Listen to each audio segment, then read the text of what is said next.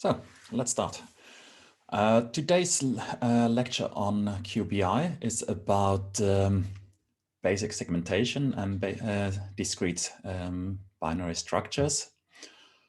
This is a topic which is very central in many image processing tasks, and we're going slowly through it. And the first thing we're going to look at is what we're going to talk about.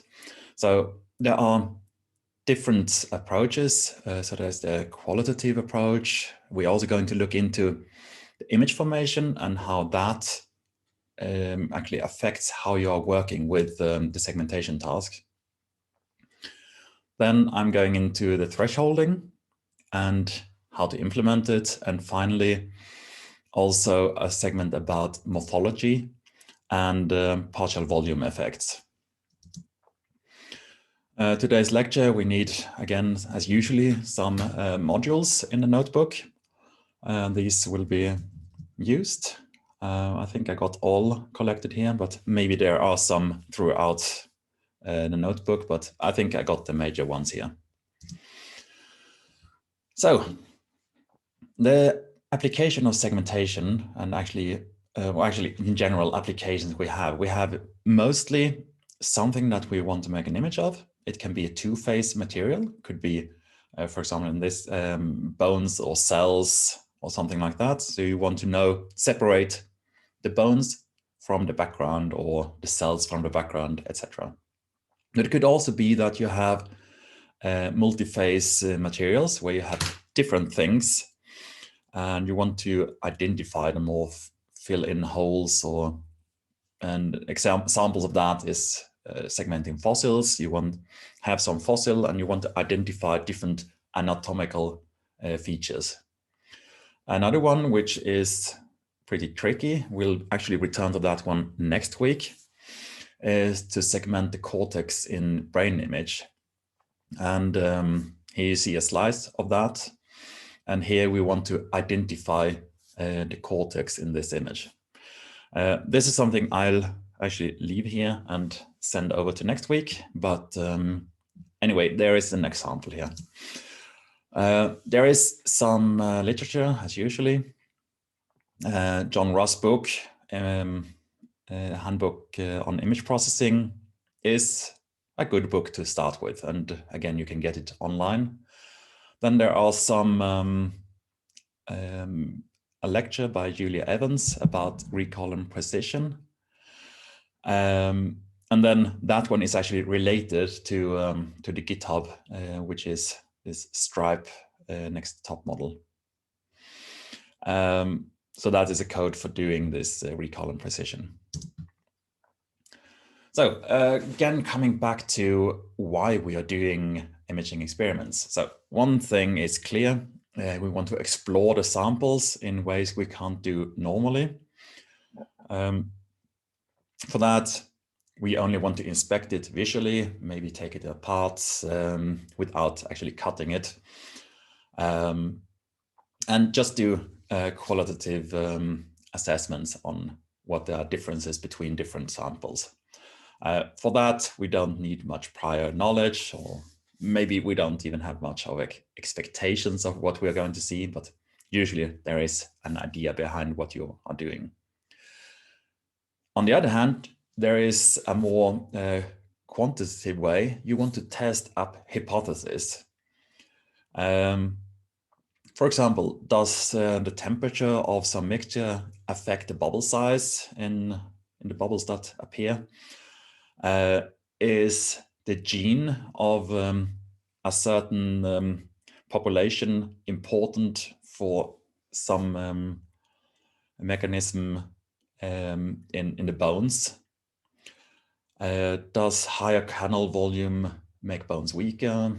Is the granule shape of a battery affecting how long you can use it? And questions like that, those you need to go into a more quantitative approach. And the first step here is actually to do a segmentation. So let's take a little toy example here. What are we looking at? We're looking at a cell, and you want to identify that you have different features within this cell. And let's see if I can get the pen. So you have here, you have something called a pili, you have a nucleoid around here, and then you have, yeah, well, different levels, layers of the cover of the cell. So there is a lot of information that we could possibly extract from this cell. And what we want to do is often doing a tomography experiment where we do use radiation to penetrate the sample. Then we get a big amount of projections, and these are then reconstructed, so we get this three-dimensional image. This process produces a lot of data, and this is only one sample. So we have the detector size is 2,500 pixels by yeah, about a little bit, roughly more than 2,000 pixels, and that in 32 bits. That gives us 56 gigabytes per sample. And if you think about a normal laptop, ranges from, I think nowadays, I would say 8 till 16 gigabytes. So that would be already way too much to handle in a laptop. So you need to use larger workstations in order to process this data if you want to process it all at once. Then we apply different filters that I've talked about some weeks ago, some pre-processing, maybe some cutting, etc. But all that 20 hours later, you're still at 56 gigabytes of data, but it's nicer data to work with. So now we need to reduce the data in some way. And a first step is the segmentation, and that can reduce it maybe to 1-bit data instead. And then we have a reduction factor of 32 if it's smartly packed in the memory. Probably more likely is that you have a reduction factor of 4, because each byte represents by 8 bits. So and that is the smallest storage unit, and that's usually what is stored in the computer memory. So what do we want from these images? We want to have some single numbers. For example, the volume fraction, count of the cells that you can see in the image, maybe even a little bit more about the geometry. If the cells have different shapes, so do they stretch or are they more round? You maybe also want to know about the volume of each cell that you see in the image. And the good thing is that all these things are measurable metrics. So that means you can use it in a quantitative analysis. And now we come to the task of the segmentation. And first task is to identify relevant regions within the image. We don't care much about what is around what we want to look at. So for example, if you have a lot of cells in an image, you only want to know things about the cells, and you want to know where they are. So for that, we use the segmentation to separate the cells from the background. And there are very many ways to solve this segmentation task. And if you look in publications in many of the image processing journals, there is always something about segmentation, because the segmentation task varies. Sometimes you can do it very easily, but as soon as you come into more complex scene, there is always some struggles, and you have to tailor it towards what your specific task is doing. And mostly when you look for segmentation tasks, as I said, there are many ways out there. But I would say start with the very simplest. And if that solves your problem, perfect. And don't go for the big, complicated, whatever machine learning technique if you don't need it. it's just time consuming and wasting also your time developing it. So try to use the simplest method. And this and next lecture will be about finding segmentation methods and how to work with unknown data too. Because it's not always that you really know what the distribution is within the sample. So at least in the beginning, you have to work with quite many unknowns. But we are now going into looking how to work with that. As a short review, going back into the image acquisition and filtering and image enhancement. So if you remember from one of the earlier lectures, I showed this figure here, and it shows that we have some measured image, which is a combination of the sample information and noise and artifacts and a lot else. To improve the quality, we apply some filter and we get a less noisy image. And ideally, we would then get something that is really clean and easy to work with. What you end up with is usually that there is a large fraction of what you really want and a small fraction of noise and artifacts. In case you define your filter badly, you would have actually destroyed the real information, so have very little real information and a lot of noise. And that's, of course, not what you intended to. So that would mean go back and redesign your filtering. So let's look back on this cell image, which I'm now using as a toy example. It's not a real acquired image, it's just a cartoon. But anyway, we can use it for demonstrating the idea of image acquisition. And the first thing we get is maybe we measured this image, and what we can look at is the gray level histogram. And that one tells us how the gray levels are distributed within the image. And if you look at this histogram, you can see that there is a big peak here. And that actually corresponds to all the background. So this is actually information we're not interested in. And then you can see that there are two bumps somehow like this.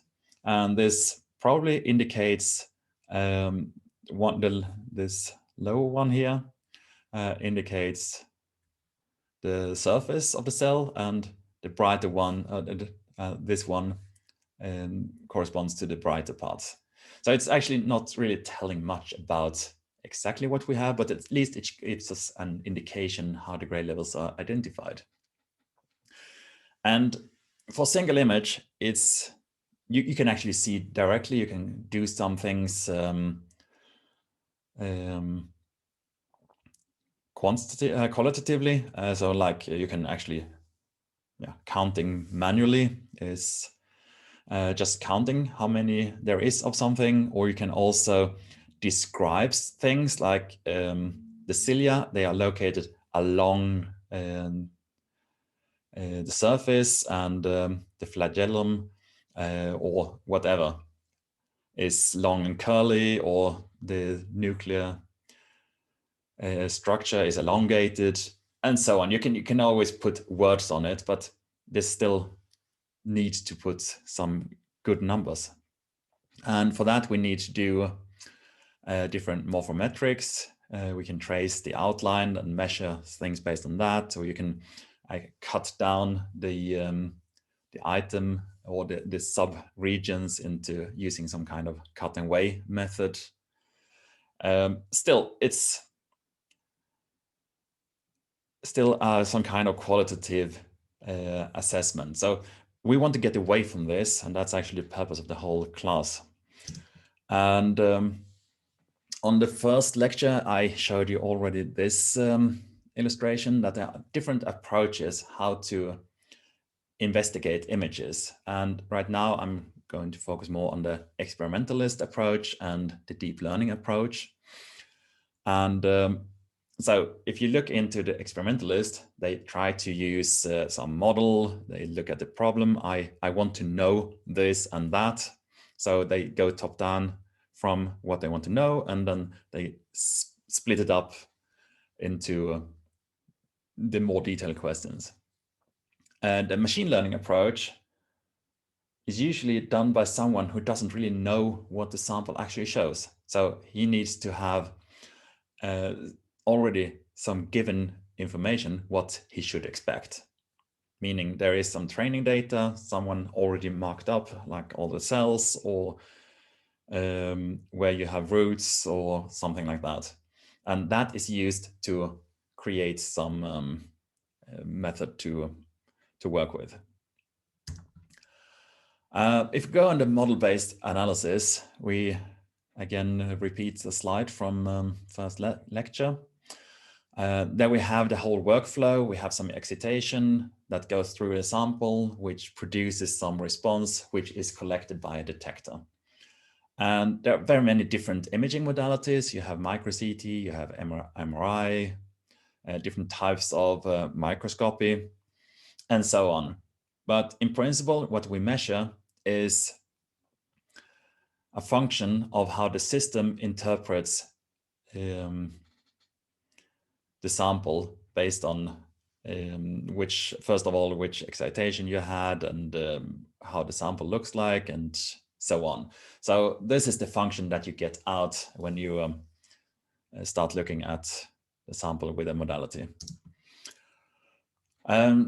Just to demonstrate this, we have mostly not a homogeneous illumination. So it could be that we have a beam profile that looks something like this. And that's pretty ugly, but it could be that we have it actually. The true sample profile should look something like this, but when it passes through the system, then you can see that we have different levels of intensity throughout the sample, and that actually matches in the end. It matches how well it was illuminated. So you have actually a connection here to that in some regions it's darker, like here and here. You can see also that in the sample you have darker regions. And that's something we can normalize usually, because one part of the experiment is actually that you measure the beam profile, and then you can divide by that and you can flatten the image. So this is an important step in the whole process. If we look at the profile through the image, you can see I have here marked up at this red line. And then I plot the beam intensity of the beam profile. I look at what I would expect the sample image to look like and what the detector actually sees. And you can see here that in some regions, like here, you have a lower response on the detector, and in some regions you even have a stronger response on the detector. So you have to find, you have to normalize usually to get the real information. Otherwise you can have misleading results. So let's see what we get. We have, well, we got this badly illuminated. And the problem with this is actually when you try to create a histogram out of this image, it will be deformed compared to what you actually would expect. And that will make our decision later much harder when you try to do a segmentation. And in the image formation process and absorption imaging is that we have Beer-Lambert's law. So we have here the intensity of the source, which is a stimulus, and then we have the sample response function over here. And the sample response function is based on the attenuation coefficient at each position in the sample. So if you have some kind of sample like this, alpha x, y, it varies all over the place. And when you then let the beam go through, which is usually some kind of sum through the sample, you will actually get the sum of all that contributions. And now let's look at a numerical transmission image example in 1D. Here I just generate the responses of 3 Gaussians. So we have average intensity 1, 2, and 3. Attenuation coefficient, sorry, and there is some spread, so that's the standard deviation over here. So that is sigma, and that is mu, and all of them gives some kind of response for the alphas. And we can see here, I just make a selection of different values that we computed, and you can see here for material 3, at some point we have detector response 0.02 and so on. So we get different responses for different alphas and different thicknesses. No, it's the same thickness, but we have a spread in attenuation coefficients. And when we look at this, we can see that alpha should be these 3 Gaussians. We have 1 here, you have the next, and we have the third. But now when we go through the sample with the Beer-Lambert's law, there is a shift in how these bumps look like. You can even see that the green one has changed a lot. It's much more narrow. And that's because we have, this corresponds to a high attenuation coefficient, meaning we have a lot of attenuation when we go through the sample on this place here. And the same goes for the lighter material here. You can see that it's more or less spreads out. So we have all this, and that matches then this piece here. So it depends on the attenuation coefficient, what you get on the detector side.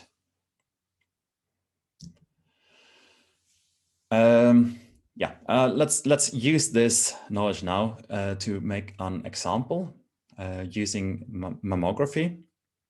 So we have an X-ray going through the breast, and using Beer-Lambert's law, we can see here that we have the exponential, but the exponential actually is not only a distance, but it's actually a linear, an integral along the line.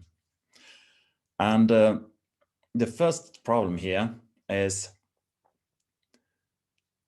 we want to register differences in attenuation coefficient, but the breast also has a geometry, so the thickness is not constant.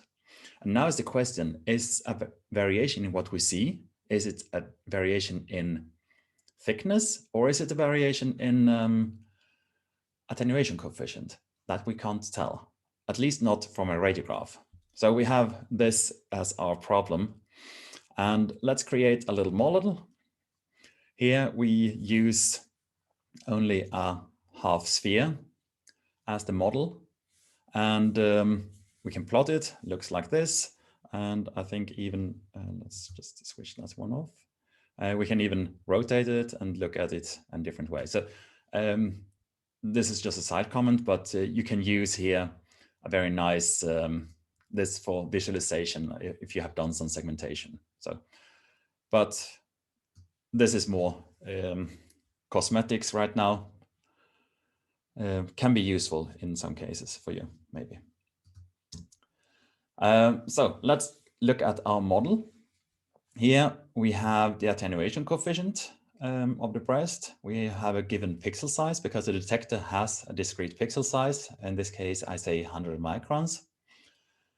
And then within this mask that we had defined, the breast mask that we created was only zeros outside of the breast and ones inside of the breast. And now we actually assign it an attenuation coefficient. So we multiply this one in here. And then we compute the detector signal, which is the sum of all these small contributions and multiplied by the pixel size. And this gives us, first of all, this histogram. Looks like we have a linear slope in pixel counts, meaning we have many pixels in this region, less pixel out here. And finally, out here, we have the background, and that corresponds to this high peak here. Now, if you want to compute the thickness of the breast, assuming alpha is constant, it's pretty easy because we can only reverse via Lambert's law. And with that, we get the thickness. So that means, if you remember, we had, sorry, here it is. We had e to the power of alpha times the thickness. And reversing that, we get this thickness here. And writing that in Python code looks like this. And we have computed the thickness. And now let's look at what the distribution looks like. Here we can see that we have few pixels where the thickness is less than 1 centimeter. And then we have many pixels where it's about 10 centimeters. Then we still have a lot of void around it. So this is a way to look at different thicknesses, but we are not so interested in the thickness actually. And yeah, well, we can also look at it as a 3D view, and we can see where we have the different thickness levels. And now what happens if alpha is not constant? Yeah, we may have some kind of tumor in the breast, and that's usually shown up in the radiographs as some kind of dark region. But we don't know if the breast is thicker at this place or if it's denser. And it's very difficult from single slices to see what it is. Now I create just a little model. Don't pay too much attention to the code here. Just we see that we introduce distortion in the different slices on this breast model. Now, if we look at the thickness profile again, oh, actually intensity is the first thing, you can see that it's not a straight line nicely as it was before, but we have something weird going on here. So this displacement actually can also be nicely seen in the radiograph where we have this change in the images. And also, if we look at the thickness of the breast, you can see that there is also a change. It's not, you can see that there is something going on around here. So the thickness in this area, you can see that it's somewhere on the gray level of about here. You can see that we have this constant area with some different thickness than we would expect. And this is actually the problem you have when you look at radiographs. You never know what is it you actually see. And that also gives you problems afterwards when you want to try to segment things based on the radiographs. And looking in the 3D view, you can again see that, well, this doesn't look healthy, but telling the computer that it's not healthy is not so easy sometimes. So that brings us now to segmentation. And we want to convert some kind of decimal value, or even more complicated. It could be a grayscale, RGB values in a color image, could be some spectrum in hyperspectral imaging, could also be some vector or tensor from mechanical express fields, for example. And we want to switch that into true or false, or at least a few different categories like bone, air, and cellular tissue. By doing this, we should be able to reduce our 56 gigabytes into 1.75 gigabytes. And the main reduction is done because true or false only requires one single bit. And you can see here we have 32 bits for floating point. and that is now changed into a single bit. And this is our reduction then. If you would have, for example, these 3 classes, you can't do 1 bit, but you need actually to have 2 bits, which can give us, let's see, bits, can you give us actually 4 cases. So the number of classes actually tells how much you can reduce the data. Technically, as I said before, it's probably anyway represented by 8 bits.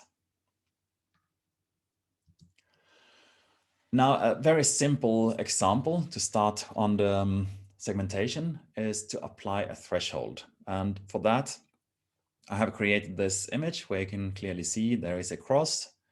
The eye is good at seeing it. And at this signal to noise level, it is actually also feasible for the computer to find it.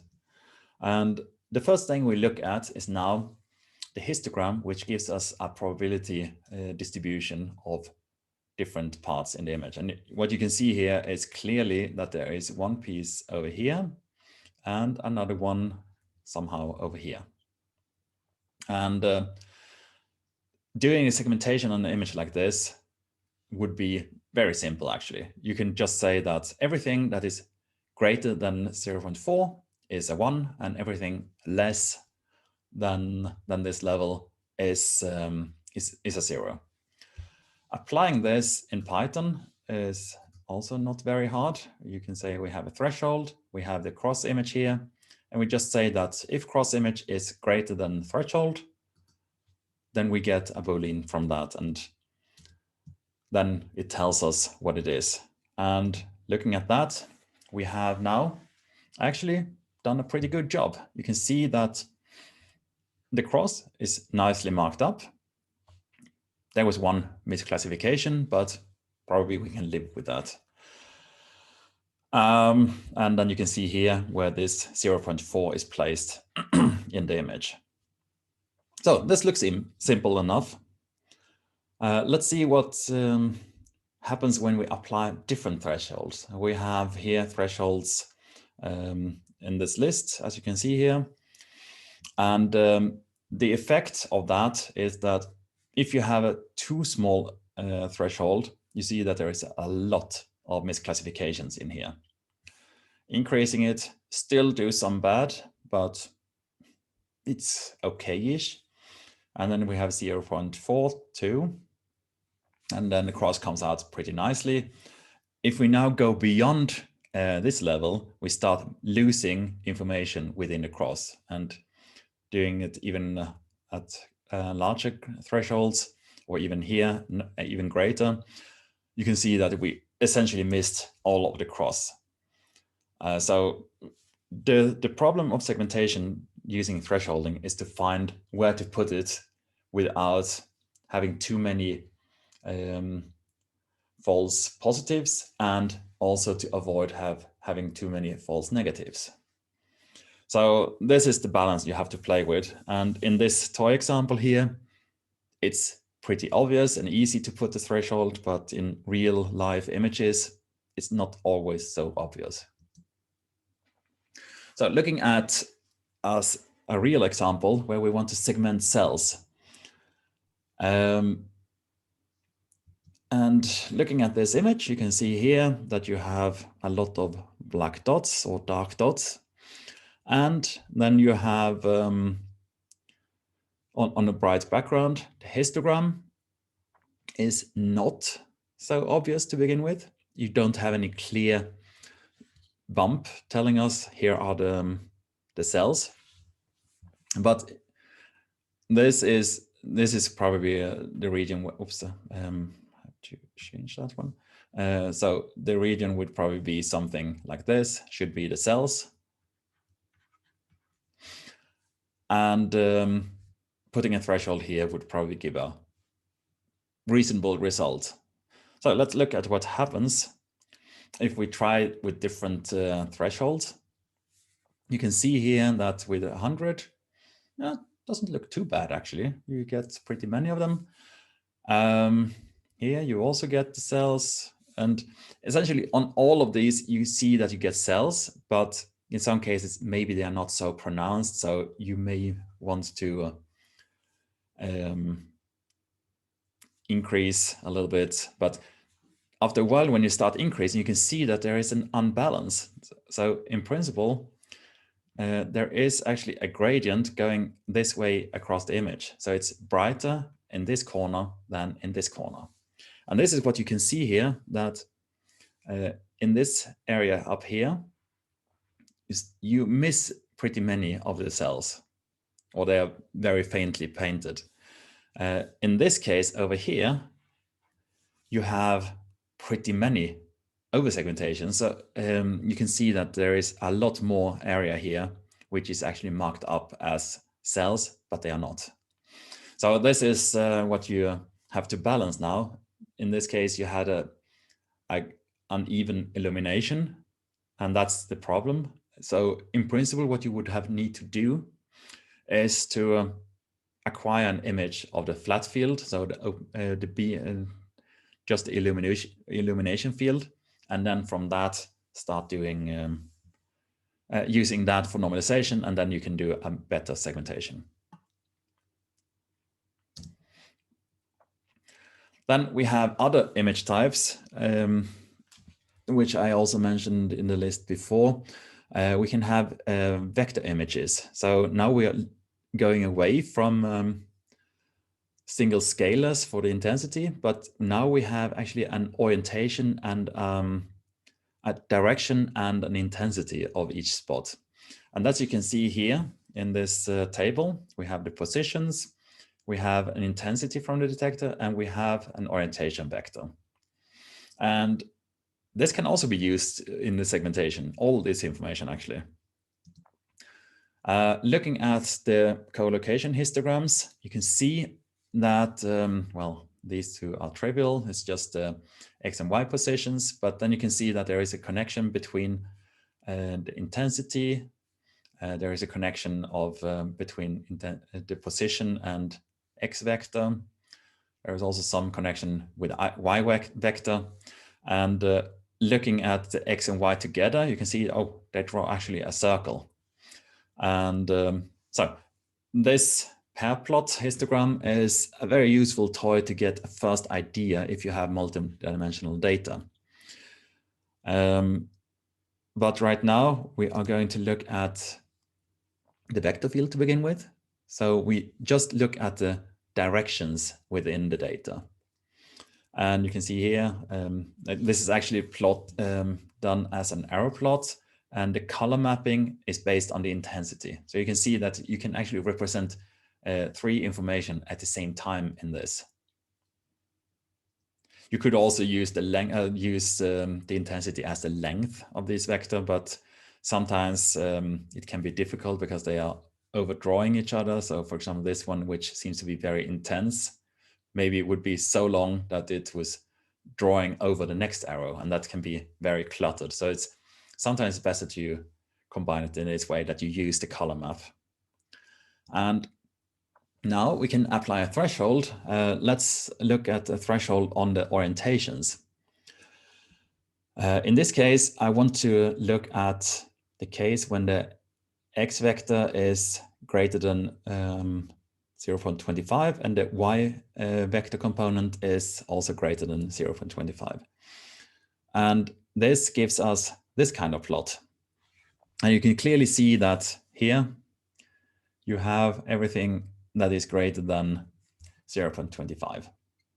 So this is a way to identify orientations. This is a kind of a trivial one because it's only going rays out from from the center.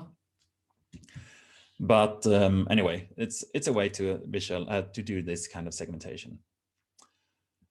Looking at the histogram of these vectors, you can also show it as a bivariate histogram.